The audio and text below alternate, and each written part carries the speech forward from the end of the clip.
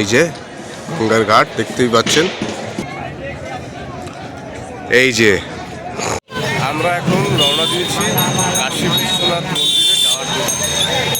এই যে বিশ্বনাথের ঘাট হচ্ছে এইদিকে, এখান থেকে মাত্র 200 মিটার। বিশ্বনাথ ঘাট থেকে নন্দী চক যাওয়ার সময় ডান দিকে পড়বে এই যে কাশী বিশ্বনাথ মন্দির যাওয়ার জন্য গেট। এই গেটের মধ্যে দিয়ে এই গলিতে সোজা চলে যাওয়া যাবে কাশী বিশ্বনাথ মন্দির। আমরা এখন চলেছি কাশী বিশ্বনাথ মন্দিরের দিকে। সঙ্গে থাকুন, আপনারাও দেখতে থাকুন। এই যে গেট, এই গেটটা থেকেই এখানে লেখাও রয়েছে কাশী বিশ্বনাথ দ্বার। কাশী বিশ্বনাথ দ্বার থেকে আমরা ঢুকে গেলাম এই যে গলি। এই গলি দিয়েই সোজা পায়ে হেঁটে যেতে হবে কাশী বিশ্বনাথ মন্দির। দুই পাশে সব দোকান রয়েছে, আপনারা চাইলে এই সমস্ত দোকান থেকে প্রসাদ নিতে পারেন। এই যে এখানে সব প্রচুর দোকান রয়েছে, ফল প্রসাদ ফুলের।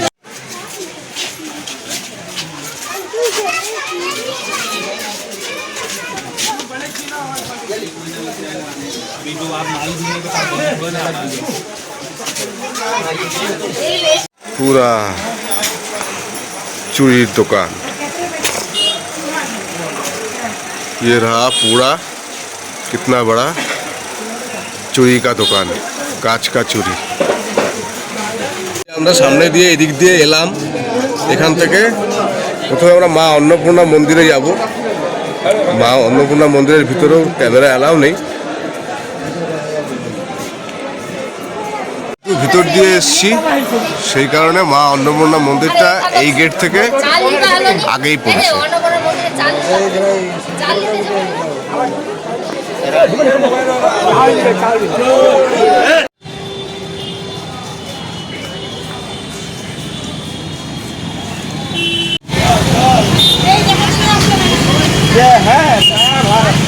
নম্বর গেটের পাশে আর একটা ছোট্ট গেট রয়েছে, যেটা থেকে মন্দিরের করিডোরে যাওয়া যায়। মোবাইল ব্যাগ নিয়ে অ্যালাউ আছে এই গেট থেকে। প্রায় করিডোরের কাছাকাছি চলে এসেছি। এখান থেকে বাঁদিকে নিতে হবে করিডোর। এখান থেকে আবার বাঁদিকে নিয়ে নিলাম। এই করিডোরটা হচ্ছে মন্দিরের গঙ্গার ঘাটের দিকে। এখানে রয়েছে ভীমশঙ্কর গেস্ট হাউস। এটা ভীমশঙ্কর গেস্ট হাউসের এখানে খতম হয়ে গেছে। হ্যাঁ হ্যাঁ খতম হয়ে গেছে সত্যি। এখানে চলে এসেছি আমরা বিদ্যানাথ ভবন। সব কন্টিনিউ মূল পরিসর থেকে তো ক্যামেরা করতে যায় না, কিন্তু অন্যান্য পরিসর থেকে যা যা দেখতে পেলাম সেগুলো এখানে দিয়ে দিচ্ছি বন্ধুরা। ওখানে ভিডিওটা অন করে রাখলে ওখানে ক্যাপচার হয়ে যেত, মানা তাই কি। হ্যাঁ এই একটা মন্দির, এখানে একটা মন্দির রয়েছে। কত মন্দির, সব মন্দির। আর ডান দিকে এটা টোটাল বিশ্বনাথ মন্দিরের আন্ডারে। এই নন্দী বাবাও রয়েছে ভিতরে। হ্যাঁ তো করিডোরে যাচ্ছি, এইখান থেকে ঢোকা যায় তাই তো। আর ইধার কি গঙ্গা ঘাট? ইধার সিধা গঙ্গা ঘাট।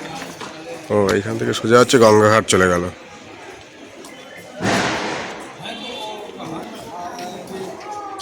হ্যাঁ মন্দির পরিসর। এখান থেকে ডান দিকে উপরে চলে যাচ্ছে করিডোর।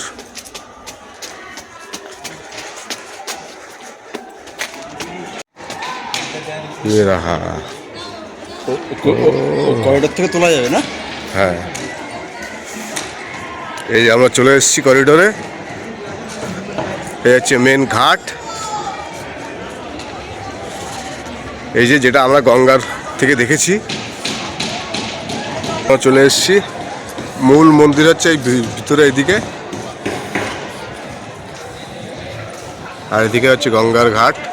এই যে গঙ্গার ঘাট দেখতেই পাচ্ছেন।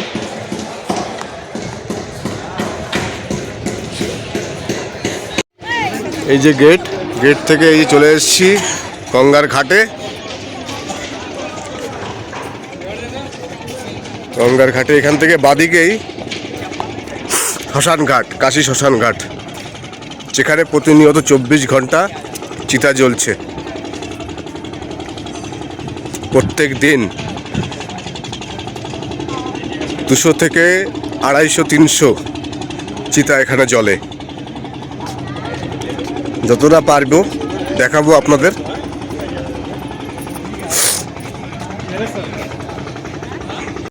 এই যে উপরে দেখা যাচ্ছে কাশী বিশ্বনাথ টেম্পল। আমি এখন চলে এসেছি মণিকর্ণিকা ঘাট। এই যে মণিকর্ণিকা ঘাট, যা শ্রী নরেন্দ্র মোদী এই ঘাটের উদ্বোধন করেছিলেন কিছুদিন আগেই। আর মণিকর্ণিকা ঘাটের ঠিক পাশেই ডান দিকে রয়েছে শ্মশান ঘাট, কাশী শ্মশান ঘাট। এখানে প্রতিনিয়ত প্রত্যেক দিন 200 থেকে 250-300 চিতা জ্বলে এখানে প্রত্যেক দিন।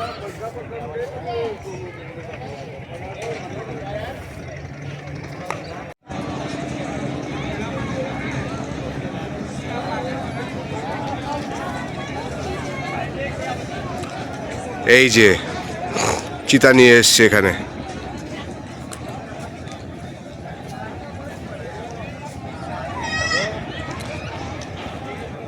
আর এখানে অলরেডি সব চিতা জ্বলছে। এইখানে একটা জ্বলছে। এই যে বেনারসের মণিকর্ণিকা ঘাট, এই ঘাটে মানুষের চিতা সবসময় জ্বলে। এখানে মৃত্যু হলে নাকি মোক্ষ লাভ হয়। মণিকর্ণিকা ঘাটের পেছন দিকটায় রয়েছে ঘর। সেই ঘরগুলিতে মানুষ দূর দূরান্ত থেকে এসে অপেক্ষা করে মৃত্যুমুখী হওয়ার জন্য। কারণ এখানে মৃত্যু হলে, মণিকর্ণিকা ঘাটে দাহ করা হলে তারা শিবলোক প্রাপ্তি হবে। সেই জন্যই এখানে এসে তারা অপেক্ষা করে।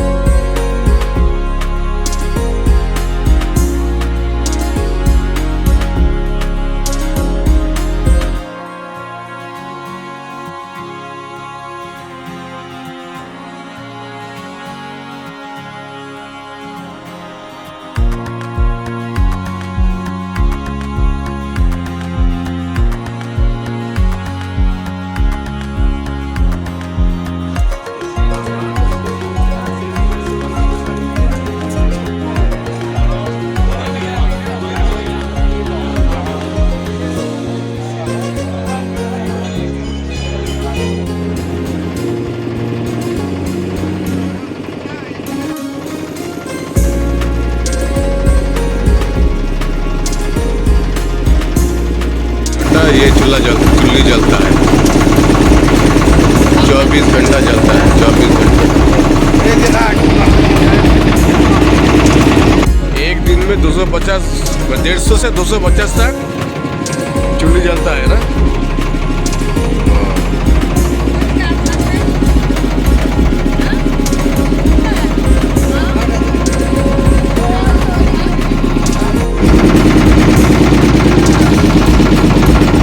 महाश्मशान घाट, इधर हर टाइम इतना चूल्हा जलता है ना। हर टाइम, हर टाइम इतना चूल्हा जलता है ना। बिजली का चूल्हा है तो बिजली का नहीं, नहीं नहीं, काठ का, लकड़ी का, लकड़ी का चूल्हा। और ये वाला